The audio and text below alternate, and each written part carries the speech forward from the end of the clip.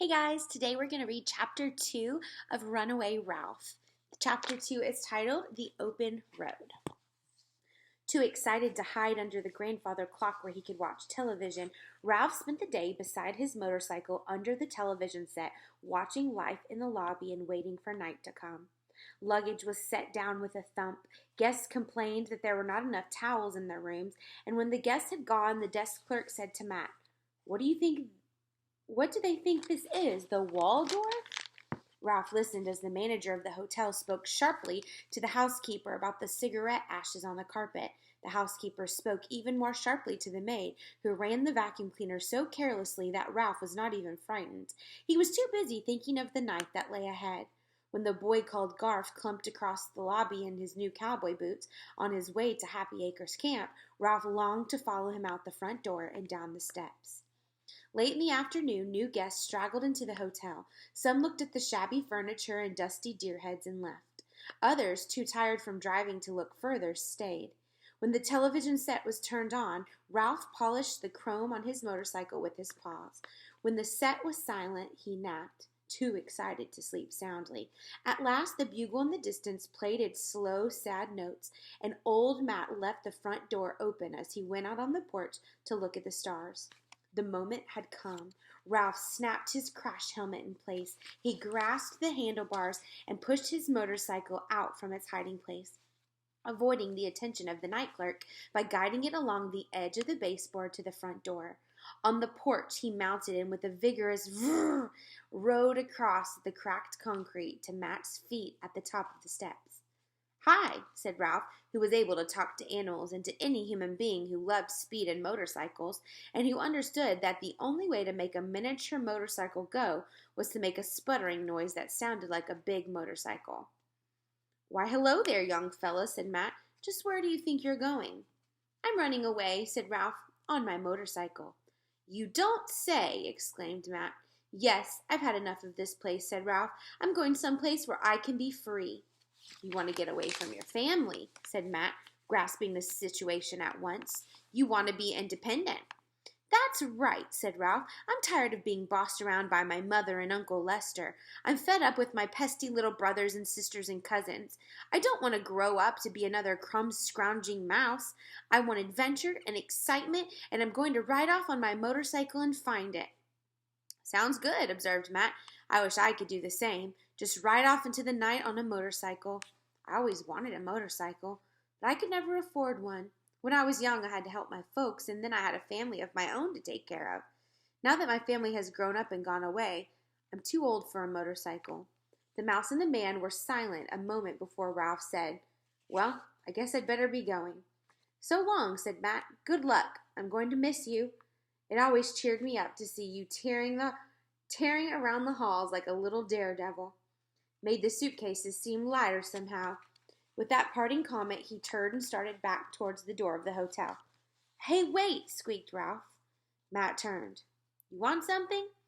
For some reason, Ralph hesitated before he said, "I was wondering if you would lift my motorcycle down the steps for me." "And I was wondering how you were going to manage," remarked Matt, but he did not move to help Ralph. I'd like to get started," said Ralph. "I have a long way to go tonight." "Sorry, I can't help you out," said Matt. Ralph was astounded. For a grown-up human being, Matt had always been cooperative. "How come?" he demanded. "If I lifted your motorcycle down the steps, you would be depending on me," said Matt, "and depending on others is not being independent." Ralph was bewildered. "But how am I going to get my motorcycle down the steps without breaking it?" "I don't know," admitted Matt. "I just hope I don't have to come out here in the morning and sweep up pieces of red motorcycle." He turned then and went back to the hotel, closing the door behind him. "Well, how do you like that?" said Ralph to himself. "And all the time I thought he was my friend." Off in the distance an owl hooted. The night suddenly seemed vast, and a mouse a very small creature indeed. The row of empty chairs rocking in the breeze made Ralph nervous. He could not get over the feeling there were unseen people sitting in them, ghosts who might at any moment chase him and steal his motorcycle. He looked down at the 3 concrete steps and the curve of the driveway below them. His motorcycle was a good, sturdy vehicle, but it would never survive 3 bounces on concrete. It would be smashed to bits, bits for Matt to sweep up in the morning. Suddenly, Ralph was angry. He was furious at the way his old friend had treated him. He would show Matt that he could manage without help. Matt would come out in the morning expecting to find Ralph waiting to be let in, but Ralph would fool him. He wouldn't be waiting, and there wouldn't be any broken motorcycle at the foot of the steps either. Ralph set about finding a solution to his problem. He looked at the ghostly, rocky chairs, the cracked concrete porch, the steps, and the asphalt driveway below. Once Ralph had taken the trouble to look, the solution to getting his motorcycle down the steps seemed surprisingly easy. About 3 inches below the porch on either side of the steps was a sloping section of concrete, a sort of ramp intended as an edge to the steps.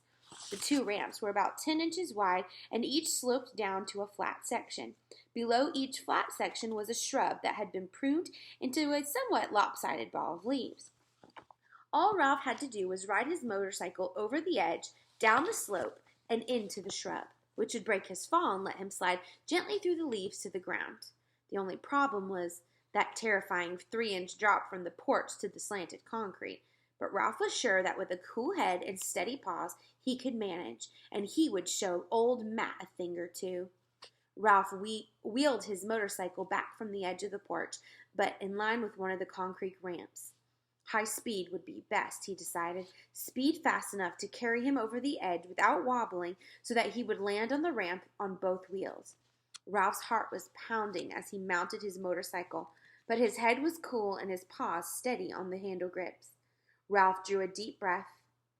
His paws tightened on the handle grips. He rode smoothly towards the edge of the porch. He held his breath as he shot out into space as he had planned.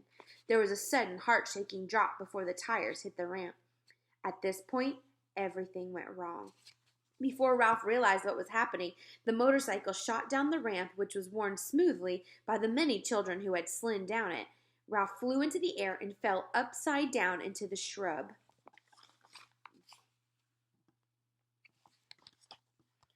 He lost his grip on the motorcycle and felt himself brushed by leaves and scratched by twigs until he came to rest wedged into the crotch of a small branch. His helmet had fallen off, one ear was scratched, and he was badly frightened, but he was not injured. When Ralph had caught his breath and his heart no longer pounded against his ribs, he boosted himself up so that he was sitting in the crotch of the twig. The shrub was not the leafy cushion he had expected. From his perch in the center, he could see that the leaves grew only at the tips of the twigs, and that the bush, which had looked soft and springy from the outside, was on the inside leafless and spiky with dead twigs. "My motorcycle," thought Ralph frantically. "Where is it?"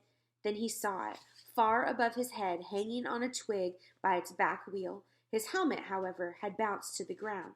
Ralph did the only thing he could do, and that was to climb up to his motorcycle and start chewing. The twig that held the motorcycle had a dry and dusty taste, but Ralph chewed it until it snapped and the motorcycle slid down to the crotch of the twig below. Ralph climbed down, and when he could not free the motorcycle with his paws, he started chewing once more. No little cousin was ever going to say to him, "What happened to your motorcycle, Ralph? Huh? What happened to your motorcycle?" Ralph chewed his motorcycle from one twig to the next, and the lower he went, the thicker the twigs became. By the time the motorcycle finally dropped to the ground beside the helmet, Ralph's jaws ached. He dragged the motorcycle across the weedy patch of lawn to the driveway and was about to mount when the door of the hotel unexpectedly opened. An old Matt in pajamas and a bathrobe stepped out on the porch and looked around. "The little fellow must have managed to get his motorcycle down the steps somehow," Ralph heard Matt mutter to himself. "Now maybe I can get to sleep." "I guess I showed you," thought Ralph grimly, as he mounted his motorcycle and sped off down the open road, off into the dark and the scary night. "So long, brothers, sisters, cousins. So long, Uncle Lester. So long, Matt." Ralph was on his way. Ralph bounced along the uneven driveway to the mountain highway, where he quickly discovered that one of the ribbons of concrete pressed smoothly by passing tires made a good highway for a mouse. He then made an even more exciting discovery: gravity. With a good fast start, he could coast downhill with amazing speed. The halls of the Mountain View Inn were never like this. Ralph sped through a night that fulfilled his dreams of freedom. It was a night of danger and adventure. Once, when Ralph was frightened by the headlights of an approaching car, he swerved to the side of the road where he and his motorcycle were caught in the backdraft of the passing car and tumbled about like old gum wrappers and tossed into the weeds. Afterwards, Ralph was alert when he heard a car approaching and got off the road and clung to a weed until the car roared past. He was exhilarated by this test of his skill. Towards dawn, logging trucks began to rumble down the mountain, shaking the earth as they came. Ralph had never seen anything so terrifying as these great double-tired monsters with logs lashed to their truck beds, barreling down the center of the highway, and he knew the time had come to hide for the day. He ate some dusty weed seeds, drank dew, slept under a leaf, and started off once more at nightfall towards the sound of the bugle. Between cars and trucks, Ralph tore along down the highway through the shadows of the night. This ride was the freedom he had dreamed of, speed without effort. Once the thought crossed his mind that if he should ever want to return to the Mountain View Inn, he could never make it back up the mountain under his own power. What a silly thought. Why should he ever want to go back to the inn when he could travel this way? On the third night of Ralph's journey, as darkness faded and the pine trees gave way to scrub oak, Ralph found himself in the open where there were no sheltering shadows. A milk truck rattled past on its way to Mountain View Inn. Blackbirds greeted the dawn with bursts of gurgling song, and not too far away a rooster crowed. A peasant flew low across the road, startling Ralph and causing him to collide with a piece of gravel. The road, which now followed an irrigation ditch, had leveled off, and Ralph had to produce his own power. As Ralph putted along on his motorcycle, daylight made him uneasy. He was looking for a place to hide when the notes of the bugle, so close he felt as if they might shatter him, burst forth in the lively morning tune. Before they died away, laughter and shouts filled the air. Medium-sized boys and girls! Peanut butter and jelly sandwiches! Ralph had reached his destination. Ralph wished old Matt could see him as he rode off the road and bounced onto a gravel lane that crossed a small bridge over the irrigation ditch. Ahead lay a number of low, weathered buildings surrounded by lawn and shaded by walnut trees. Boys and girls were washing their faces in wash bins set on benches. A big brown dog, barking ferociously, came bounding towards Ralph, who stopped, frozen with terror. The dog stopped, too, so suddenly he nearly sat down on the gravel. He recovered himself and approached, snuffling with his wet black nose. Ralph sat with his paws clutching his handle grips in fear while the horrible black nose sniffed him. "Just who do you think you are?" asked the dog. "Quiet, Sam," yelled a boy. A mouse." Ralph felt very, very meek. Sam eyed Ralph with curiosity. "Where did you get the motorcycle?" he wanted to know.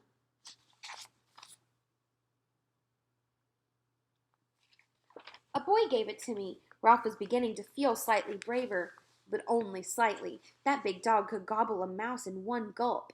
But not if I hang on to my motorcycle, thought Ralph, feeling that his courage had not deserted him entirely. A dog would not eat a motorcycle. "No kidding," said Sam. "A mouse-sized motorcycle? Where did you come from?" "The Mountain View Inn." "That run-down place?" said Sam. "I'm not surprised the mouse are deserting it. Where are you going?" "Well, here, I guess," said Ralph.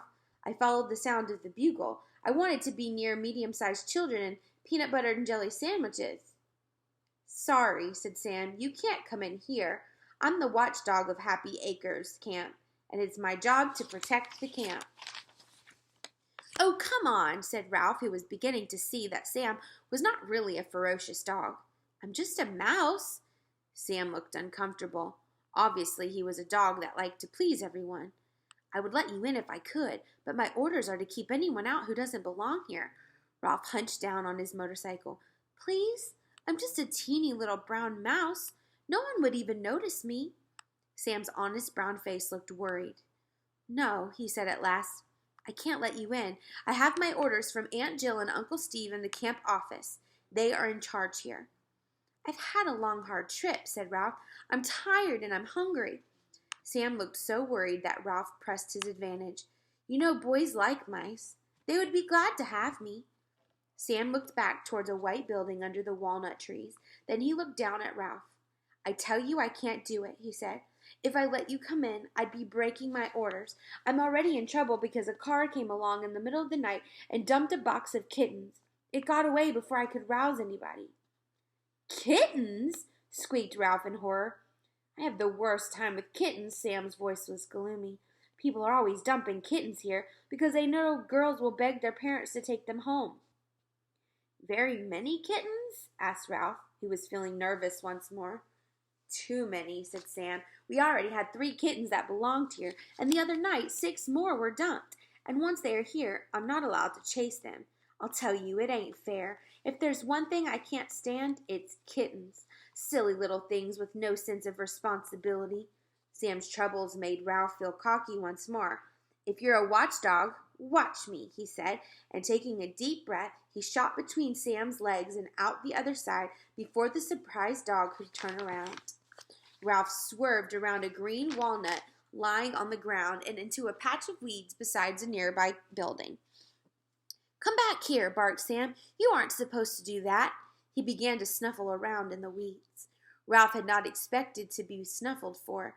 He had thought that once he was inside the camp, Sam would give up. Sam growled and moved his nose around into the weeds like the doggy vacuum cleaner. Unable to ride, Ralph pushed his motorcycle farther back into the weeds. The wet black nose parted the stalks, but Ralph was saved by a gopher hole. He dragged his motorcycle into its shelter.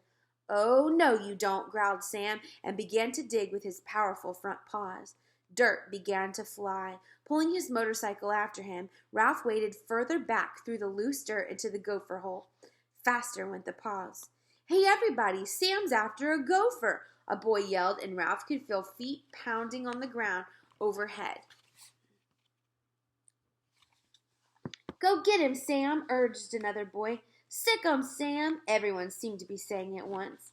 "You're being mean to the gopher," protested a girl. Several girls' voices began to yell, "Go, gopher, go!"